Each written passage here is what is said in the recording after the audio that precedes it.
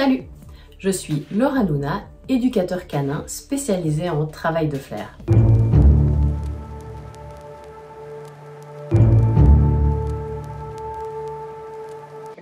Hello! Hey, how's it going? Good to see you. Good to see you too. Welcome in Switzerland. Bienvenue en Suisse pour 3 jours avec Cameron Ford.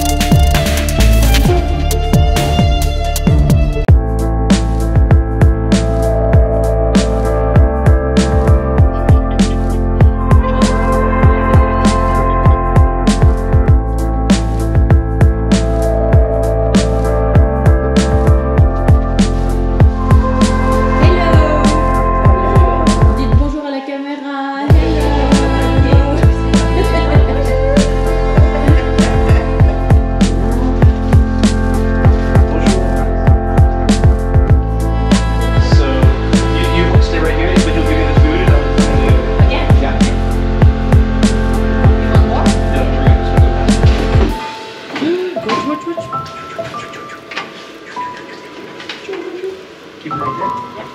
Yeah. Let it go.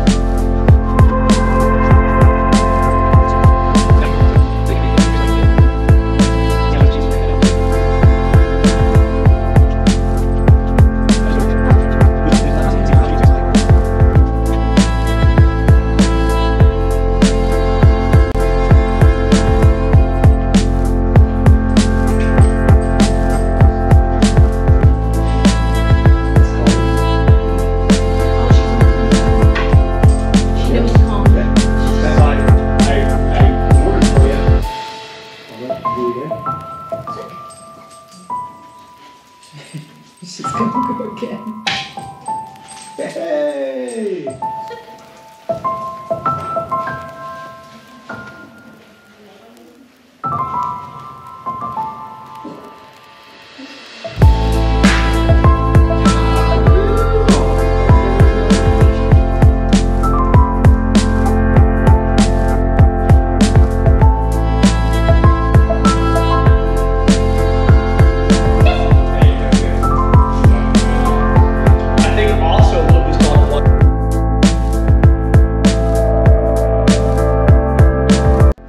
Je viens d'arriver sur place pour le 3e jour de détection avec Cameron Ford.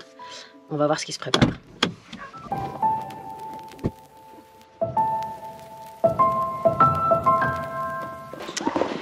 Alors, il semblerait que la première zone de recherche aujourd'hui, elle va être ici. Hier, on a beaucoup travaillé à l'intérieur, donc là, on va travailler à l'extérieur. Et voilà le maître des lieux. Hi, Cameron. Are you ready? Getting there.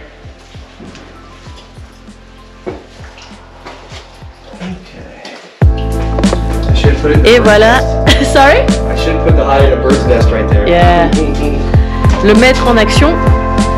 Du coup, je pense qu'il a aussi caché un petit peu par là.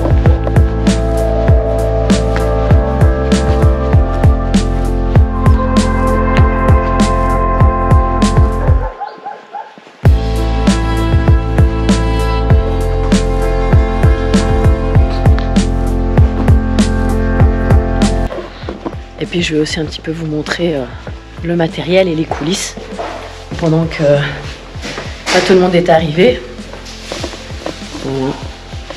Donc en général en détection, moi j'ai toujours, il n'y a pas besoin de beaucoup de matériel, mais en fait quand on aime ça, eh ben, on peut assez vite accumuler un certain nombre de choses. Voilà. Donc pas tout ça sert à moi, hein. Moi j'ai ces deux petites boîtes. Là on va avoir des boîtes en métal, des salières, des boules à thé. Ça, c'est ce que j'utilise pour désinfecter. Hop. Tac, tac, tac. Ça, c'est des petites boîtes Ikea. Plein de matériel. Voilà, voilà. À tout à l'heure pour la suite.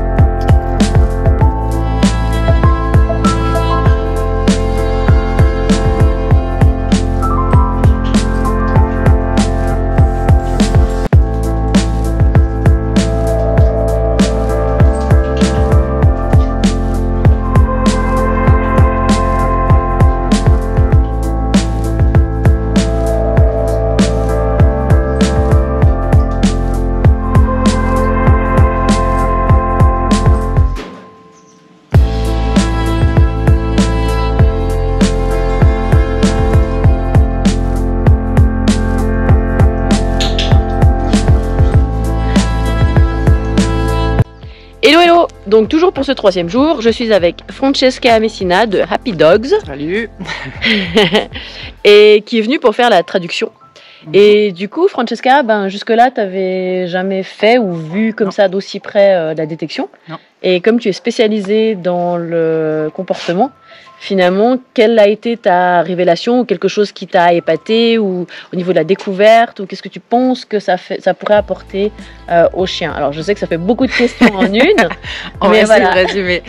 Je pense que bah, déjà c'est intéressant pour moi parce que du coup c'est comme c'est un nouveau domaine, c'est vraiment intéressant parce que j'ai appris plein de trucs, choses qui se passent moins maintenant à force de faire des formations en comportement. Donc là c'est vraiment chouette parce que j'ai appris plein de trucs, j'ai découvert des nouvelles personnes, une nouvelle personne qui est Cameron, qui est vraiment un chouette professionnel, on voit qu'il a vraiment énormément de connaissances, donc ça c'est top. Je pense que déjà, ça reste quand même quelque chose que tous les chiens devraient en fait pratiquer finalement, parce que c'est presque inhérent à leur nature. Donc du coup, c'est vrai qu'il faudrait pouvoir intégrer ça à n'importe quel travail de rééducation comportementale, je pense, parce qu'à mon avis, c'est un outil super pour augmenter le bien-être et probablement canaliser le chien sur des problématiques, etc.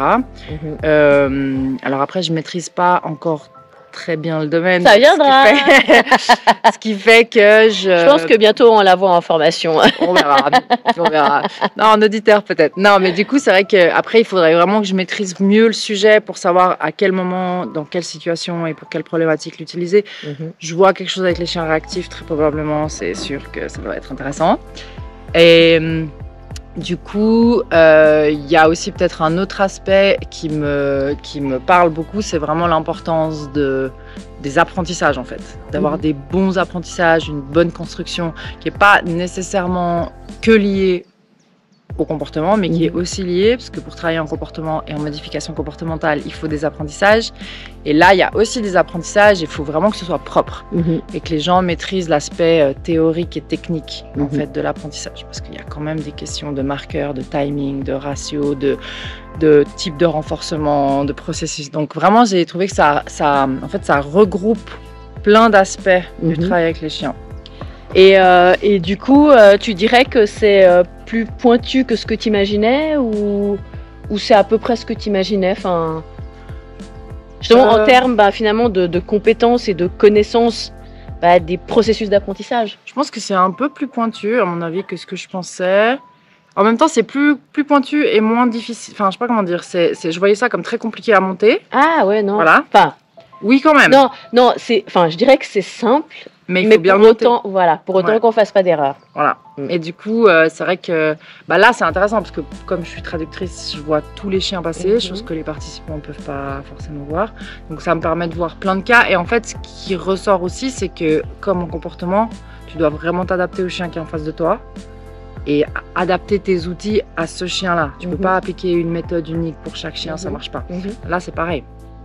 Là, en voyant les différents chiens passer, tu dois vraiment, et je pense que ça c'est la complexité du truc, c'est-à-dire que voilà, tu dois s'adapter à chaque individu et aussi à chaque équipe, parce que finalement il y a aussi un humain derrière et on travaille autant sur l'humain que sur le chien. C'est ça, et tu dois aussi, je pense, comment dire, appréhender les résistances de certains humains, n'est-ce pas, qui ont l'habitude. Non, mais qui, tu vois, ils ont l'habitude de faire d'une certaine manière et finalement.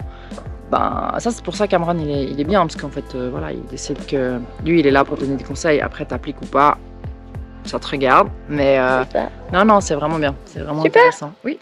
Je te remercie infiniment. Merci à toi. Et puis à tout de suite pour la suite. C'est ça. Au revoir.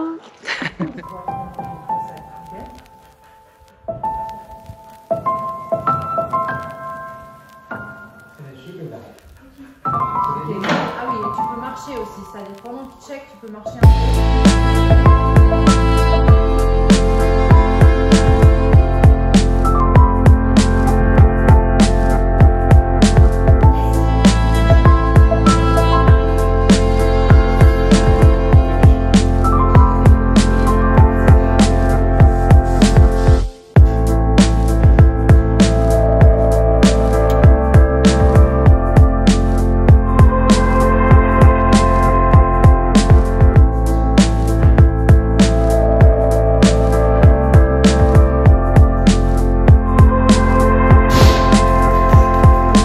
Alors, je suis avec Michel de Et du Chien qui organisait le séminaire. Du coup, Michel, vu que c'est la deuxième fois que tu fais venir Cameron en Suisse, est-ce que tu peux nous dire qu'est-ce qui a motivé ce choix? Ce choix était motivé parce qu'il plaît beaucoup aux participants et il nous propose tout le temps des thèmes différents et des thèmes où on ressort après 2 ou 3 jours de séminaire avec on en a plein la tête. Et du coup, est-ce que tu penses que tu le feras revenir? Ah oui, je vais le faire revenir. Tu as déjà une date ou pas encore? En 2024, puisque Laure, Chien Zen, va organiser quelque chose en 2023. Parfait. Et ben voilà, nous on arrive en fin de séminaire, donc à bientôt. À bientôt.